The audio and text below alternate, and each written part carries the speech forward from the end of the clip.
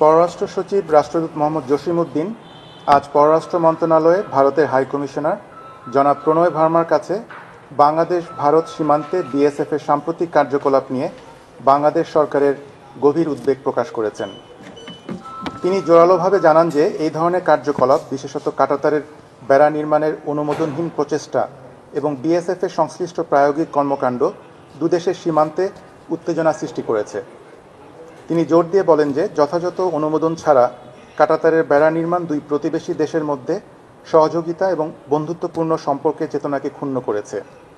তিনি আশা প্রকাশ করেন যে আসন্ন বিজিবি বিএসএফ মহাপরিচালক পর্যায়ের আলোচনায় বিষয়টি নিয়ে বিস্তারিত আলোচনা হবে।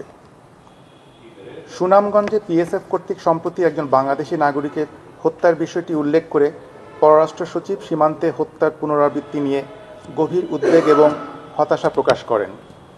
তিনি এই হত্যাকাণ্ডের তীব্র নিন্দা জানান এবং ভারতীয় কর্তৃপক্ষকে এই ধরনের ঘটনার পুনরাবৃত্তি বন্ধ করতে এবং এই সমস্ত সীমান্ত হত্যাকাণ্ডের তদন্ত পরিচালনা এবং দোষীদের বিরুদ্ধে ব্যবস্থা নেওয়ার আহ্বান জানান। তিনি আরও উল্লেখ করেন যে এটি একটি গুরুতর উদ্বেগের বিষয় যে ভারতীয় কর্তৃপক্ষ বারবার প্রাণঘাতী কৌশল এবং হত্যা বন্ধ করার দৃঢ় প্রতিশ্রুতি দেওয়ার পরেও এই ধরনের হত্যাকাণ্ড অব্যাহত রয়েছে। পররাষ্ট্র সচিব ভারত সরকারের প্রতি আহ্বান জানান যে তারা যেন দুদেশের সীমান্তে উত্তেজনা বৃদ্ধি করতে পারে এমন কোনো উস্কানিমূলক পদক্ষেপ থেকে বিরত থাকার জন্য ভারতের সংশ্লিষ্ট সকল কর্তৃপক্ষকে পরামর্শ দেন।